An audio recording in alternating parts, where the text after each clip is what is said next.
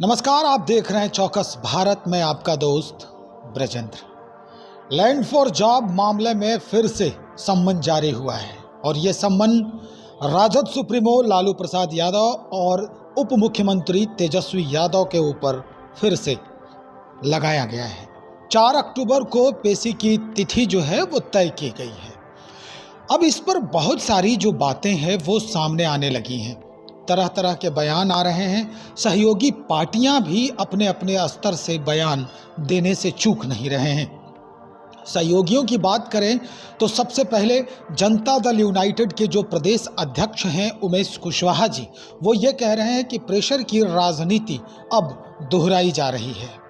Bharatiya Janata party से जो लोग अलग हो जाते हैं उन पर जबरन दबाव बनाया जाता है। सीबीआई सामाजिक संस्था है, लेकिन इसका फिलवक्त दुरुपयोग किया जा रहा है। चुनाव है, चुनाव के मद्देनज़र ये सब पूरी कहानी जो है वो लिखी जा रही है। चलिए सबसे पहले हम सुनते हैं उमेश कुशवाहा जो जनता दल यूनाइटेड के प्रदेश अध्यक्ष हैं, क्या कुछ कह रहे हैं। लालू प्रसाद यादव और तेजस्वी यादव को 4 अक्टूबर को पेश होने की बात है, तो भाजपा कह रहे हैं कि दागदार है, भ्रष्टाचारी के साथ नीतीश कुमार मिले थे। आप इसके पहले भी लालू प्रसाद यादव जी के पास मैंने उनकी जांच हुई थी, उनकी संपत्ति का। इतने दिनों से आप लटका के रखे हैं। नहीं, इसके पहले तो कई बार कोर्ट मैंने कई बार जो है साक्ष्य के आधार मैंने अभाव में उन्होंने इसको समाप्त कर दिया। लेकिन आप तो प्रेशर पॉलिटिक्स करते हैं। आप दबाव कैसे, जब हम एनडीए के अंग थे तो आप उनको कुछ नहीं, साक्ष्य के अभाव पर उनको मैंने छोड़ दिया। जब हम महागठबंधन हो गए, जब हमारे साथ आ गए, हम लोग उनके साथ हो गए, तो आप जो है आज उनको दबाव बनाने के लिए आप ये काम कर रहे हैं। कौन नहीं समझ रहा है?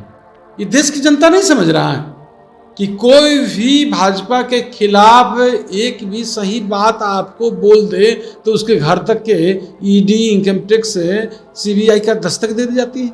ये लोग नहीं जानते, तो सब लोग हम लोग समझते हैं, जनता भी समझती है। खेल उनकी खत्म है। लालू परिवार को 4 तारीख को बावजूद कोर्ट में हाजिर होने को कहा है, तो उस पर इफेक्ट पड़ेगा ना सरकार?